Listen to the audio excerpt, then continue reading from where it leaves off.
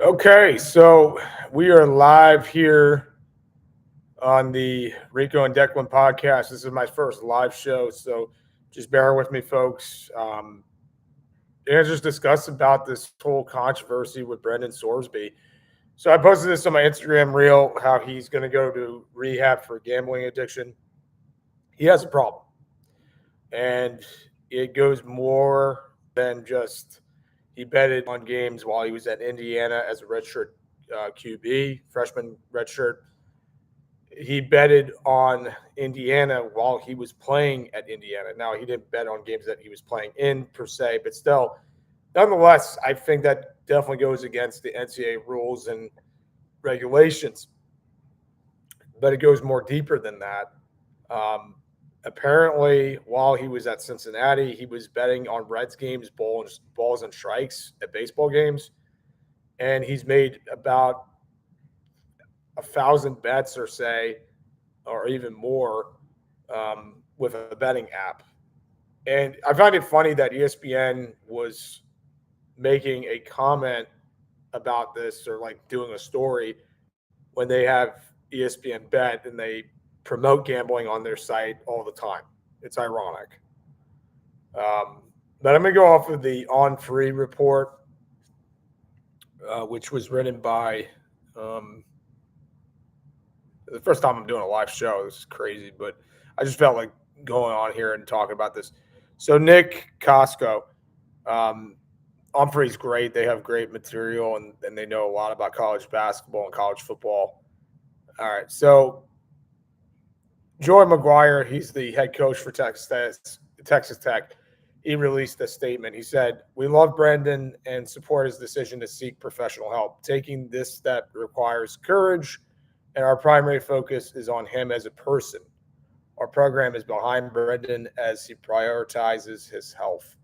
I think that is admirable that Brendan Sorsby is getting help for his addiction, but still, nonetheless, it's a bit of an issue when you have to go into rehab for gambling. Um, yeah, I don't know if the guy has family that's involved with gambling, and because addictions, they could be hereditary. They've done studies about it. So I don't know if he has a family member or parent that is involved with gambling or another addiction. Who knows? But I just find it pathetic that we have pro athletes who are now getting involved with gambling. And it's become such an issue that the guy has to go to rehab for it. I'm not saying him going to rehab is pathetic, but I'm just saying the whole concept is ridiculous. And gambling in sports have gone from the test of time. It's been going on since the 1950s, or even before that. Definitely before that. The White Sox scandal. Look that up. When they played against the Reds in the World Series, they threw the series. Um, According to release, Sorsby will enter residential treatment program for gambling addiction. Texas Tech maintained their commitment to supporting their quarterback through his recovery process and long-term health and well-being. I think that is good that they're standing with him, but at the same time, if he's not eligible, he's going to cost them $6 million.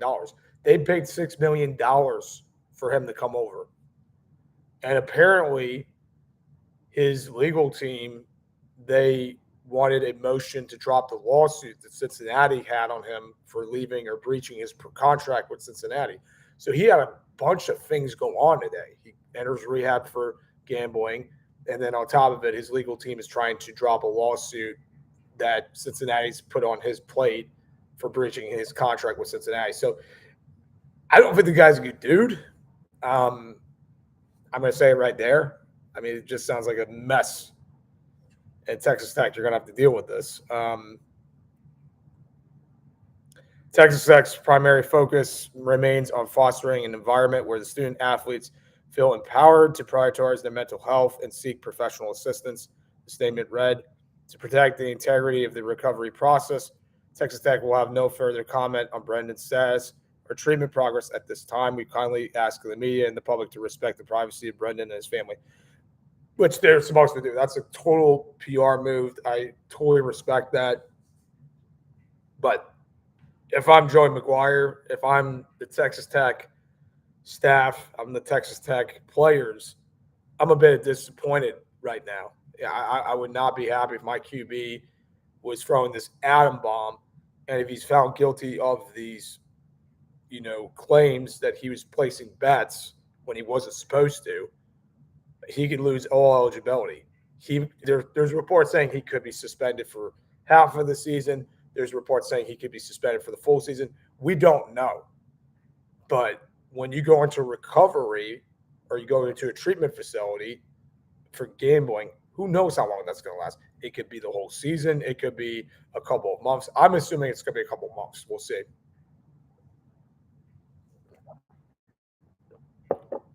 So I think he's making the right move, but it's selfish when you gamble, and especially when you gamble on your own team, regardless if you were playing for them or not. That's ridiculous.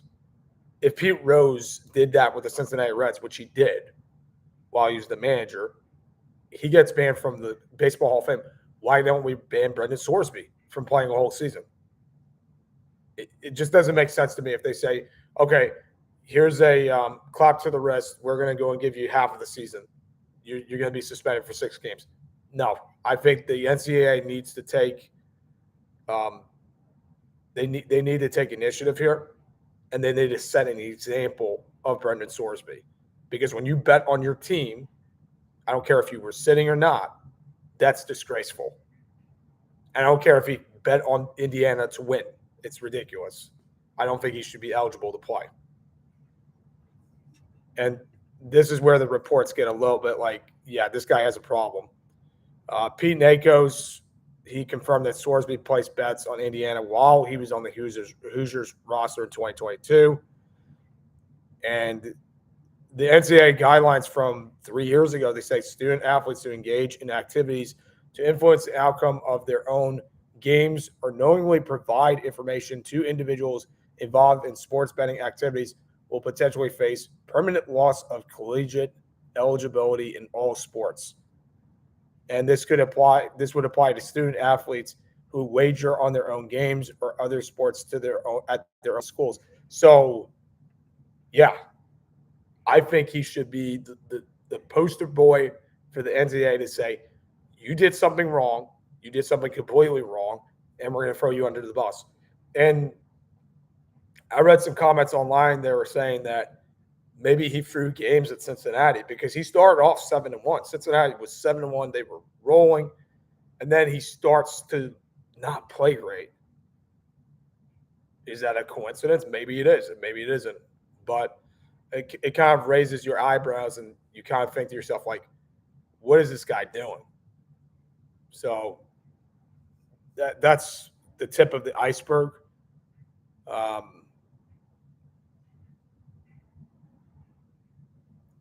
As some bets are concerned, Sorsby attended Cincinnati Reds games on repeated occasions, placing live wagers on balls and strikes.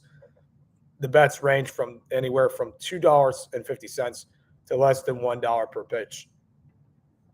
I mean, those are small bets, but still, nonetheless, like, why are you betting on balls and strikes? I think that's stupid. I think that's a problem. That's showing that you're a complete gambler. You have a compulsive issue. Get it figured out, man. My gosh.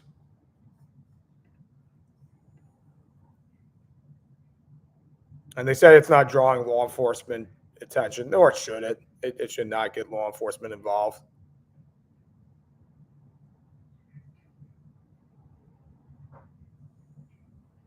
Yeah. And that's pretty much all of the article. And I don't think he should play. I think he should be suspended the whole season. Texas Tech loses out on their money. They'll make up the $6 million. They always do because they have oil money over in Texas. And they start either the backup from last season, who was, let's look him up.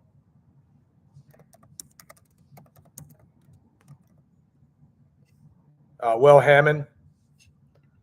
or Kirk Francis, who's coming from Tulsa. Will Hammond, he had a good season last season. He threw for 680 yards, 7 touchdowns, and 3 interceptions. And some of these games, he stood out. Like he almost beat Arizona State. Um, I think he's decent. And then Kirk Francis, I never saw Tulsa Pace play, so I have no idea. Let's see his numbers. He threw for 493 yards, 3 touchdowns, and 4 interceptions. So he's going to his junior year, whereas Hammond's going into his sophomore year. So yeah, we'll see how this goes. But honestly, I think that Sorsby is under the gun. I think that lawsuit is still lingering. I don't think Cincinnati's going to drop it. I think they're also going to try to set an example. And I don't think it's far fetched to say, maybe he was throwing games at Cincinnati while he was playing there.